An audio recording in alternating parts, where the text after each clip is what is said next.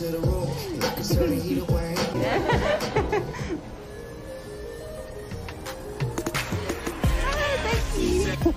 is so corny sometimes. It's so funny.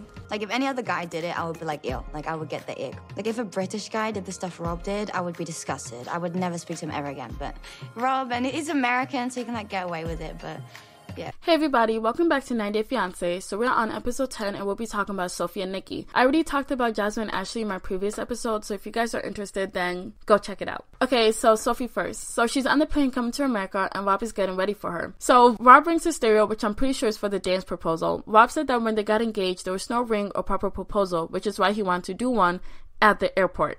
Okay, so he tells us that it's not a full proposal at the airport, but he actually has a plan in mind. And you know what? I was talking a lot of shit about this whole proposal thing, but it does seem like he put a lot of thought and effort into it. So I'm going to take it all back now. Good for you, Rob. My plans are to do the dance with the roses at the airport, propose leaving the airport, romantic candlelit dinner outside the house. It seems like a lot. Feels like a lot. So Sophie tells us that her flight to America was horrible. They had a layover in New York and she only had 10 minutes to catch her flight. And when she landed, she was wearing the same outfit for 25 hours. She's sweaty, she stinks, and she had to fix her makeup on top of all of that. My poor girl was going through it. Meanwhile, Rob is just looking at the time, wondering when she's about to land. So Sophie's now looking for Rob, and when she finally finds him, he tells her to stop, and she's confused, like, what is going on? And then he starts dancing, and honestly, at this point, I had to pause the episode. I'm sorry.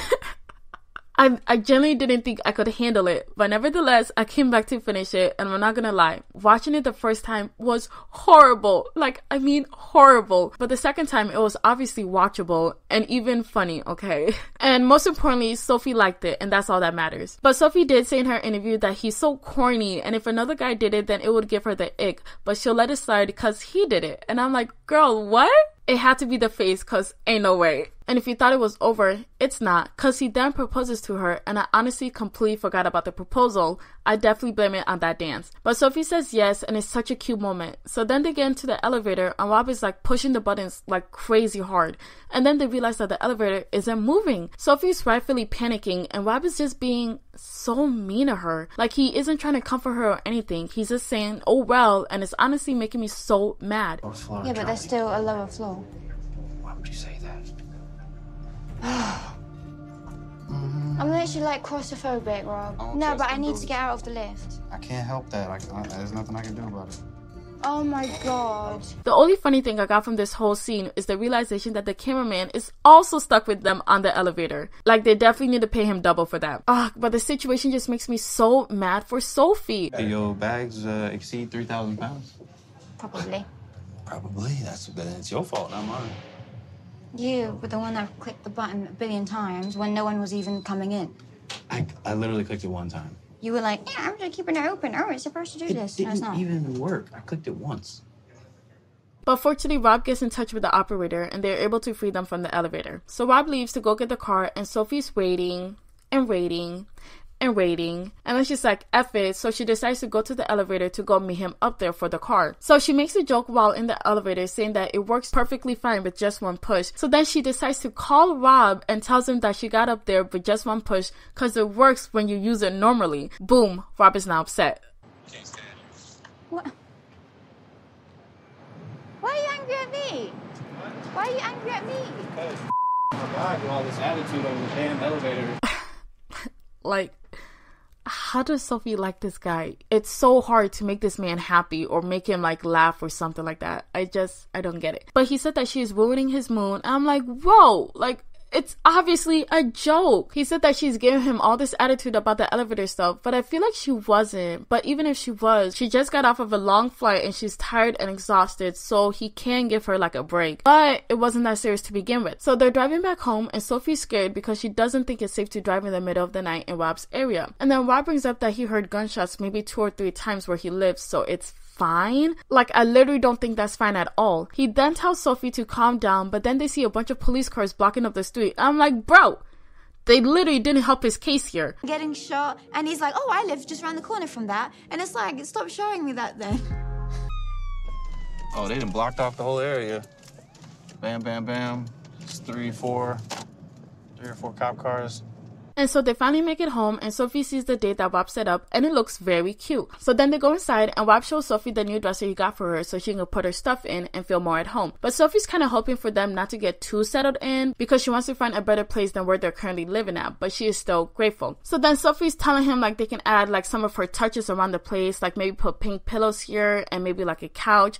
But then Wap is very against any of this. And I'm like, that's kind of mean. Like, at least acknowledge it. He then says that he wishes he can give her everything that she wants, but if that's the case, do it, because he currently doesn't have a job, right? And like nothing's stopping him from like literally working at Amazon. They're literally hiring 24/7. I feel like the least he could do is like work there until they found something better. I know it's not the perfect spot, and I wish I could give her more. I wish I had that already right now, but I don't. So I'm gonna move forward and just stay positive and let that negativity and judgment kind of like, you know, off the shoulders. I'm not gonna let that get. But anyways, they go outside and they have their dinner, and that's the end of their episode.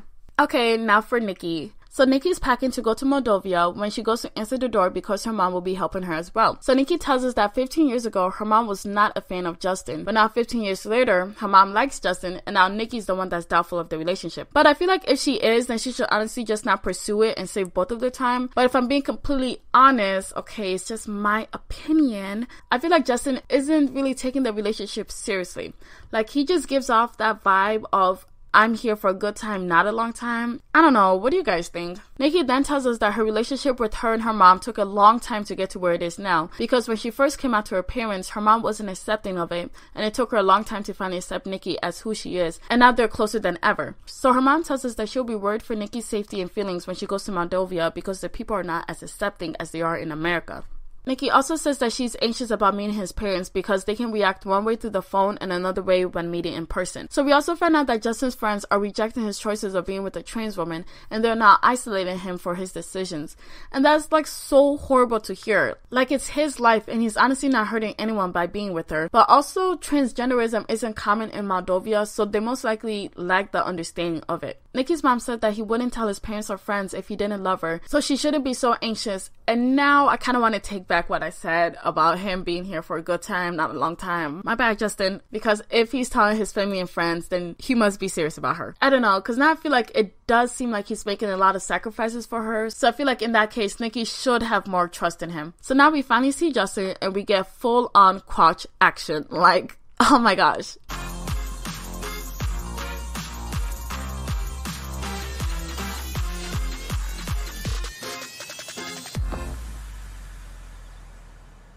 So we're introduced to Igor, but the producer switched his title name to Justin. So now I'm just going to call him Justin Igor. So Justin Igor works as a fitness trainer, and I gotta say, I love that they have an outside gym. Do we have one in America as well? Because if we do, they definitely need to put one in my area because I need to get in shape for free.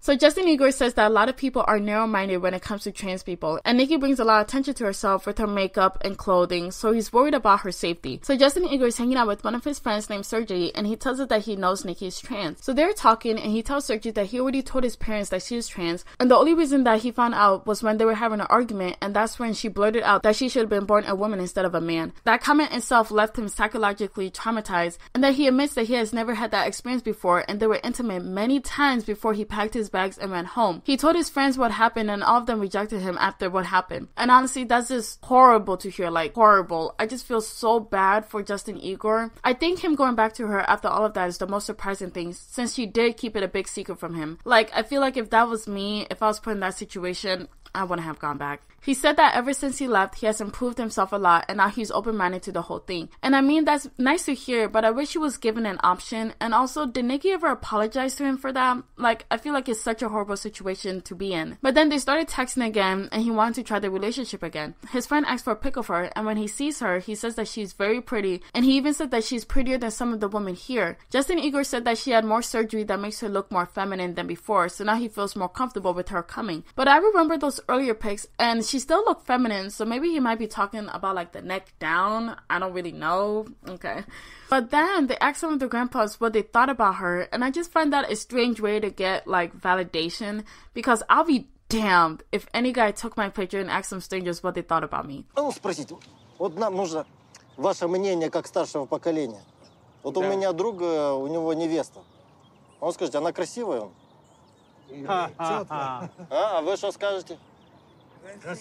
But that's where the episode ends, and I don't know, I don't really see Justin and Nikki's relationship lasting long, and I definitely don't see Sophie and Rob's relationship lasting long. Sophie needs to run because he's already showing his true self. Didn't she notice him like that before, like before she decided to marry him and everything like that? Maybe she could also be using him for like a visa or something. But like, do people in the UK also have a hard time coming to America? I don't know. So let me know some of your thoughts in the comments below. Please make sure to like and subscribe, and thank you so much for watching. Bye.